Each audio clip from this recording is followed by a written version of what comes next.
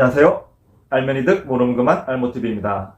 몇 년 전부터 조금씩 거론되던 개인신용평가 체계가 등급제에서 점수제로 2021년 1월 1일부터 시행이 됩니다. 그래서 이번 영상은 새롭게 바뀌는 신용점수제 적용 기준에 대해서 알아보도록 하겠습니다. 정부는 2018년 1월 개인신용평가 체계에 대한 개선 방안 계획을 발표했습니다.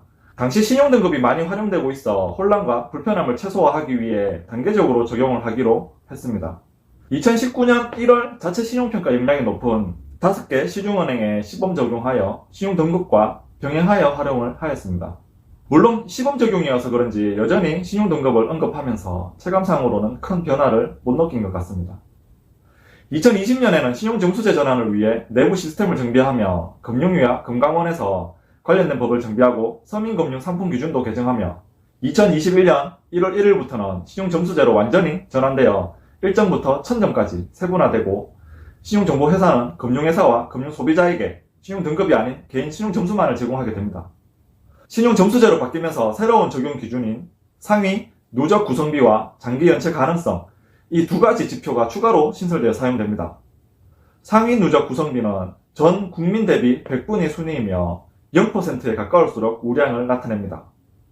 그리고 장기 연체 가능성 지표는 같은 점수를 가진 1000명이 대출을 했을 때 1년 안에 90일 장기 연체를 할 것 같다고 예상되는 인원의 숫자를 나타내는 지표입니다. 이 지표는 점수가 낮을수록 우량을 나타냅니다. 일단 점수제로 바뀌면 우량 등급이었던 1등급에서 3등급이신 분들은 크게 차이를 못 느끼실 거예요. 가장 큰 혜택을 많이 보는 구간이 7등급에서 6등급 구간이 됩니다. 점수제로 바뀌면 문턱 효과가 완화가 되는데 예를 들어 6등급 이상 대출이 가능할 때 1점에서 2점이 부족해서 7등급이신 분들은 대출을 못 받겠죠. 점수제로 바뀌면 이런 문턱이 낮아져 더 많은 분들이 혜택을 받으실 수 있습니다. 금리 할인도 신용등급에 따라 단순하게 결정되는 게 아니라 신용점수에 따라 전부 다 세분화되어 결정되게 됩니다. 금융위에서는 신용등급제 실시 후 평가상 불이익을 받았던 약 240만 명이 대략 연 1% 금리 절감 혜택을 볼 수 있다고 합니다. 아무튼 문턱은 낮아지지만 신용점수제도 어차피 커트라인 점수가 있어 또 다른 문턱이 생기는 건 어쩔 수 없겠죠.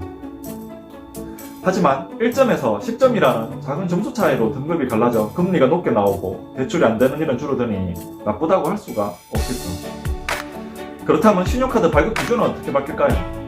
변경 전에는 신용등급 6등급 이상 신용카드 발급이 가능했습니다. 하지만 신용점수제로 변경 후에는 위에서 언급한 새로운 지표 개인 신용평점 상위 누적 구성비 93% 이하 또는 장기 연체 가능성 0.65% 이하면 신용카드를 발급받을 수 있습니다. 즉, 이 지표를 활용해 점수로 환산한다면 약 620점대의 점수가 기준이 되지 않을까 예상이 됩니다. 현재 사회에서는 신용도 관리가 필수입니다. 신용 점수로 인해 같은 돈을 대출받더라도 누구는 이자를 더 내고 누구는 이자를 적게 내게 됩니다. 지금까지 신용도 관리에 관심이 없으셨던 분들은 2021년에는 꼭 신용도 관리를 하셔서 신용점수제의 또 다른 문턱에 아쉬워하시는 분들이 없었으면 합니다. 오늘 영상은 여기까지입니다. 구독과 좋아요는 저에게 큰 힘이 됩니다. 감사합니다.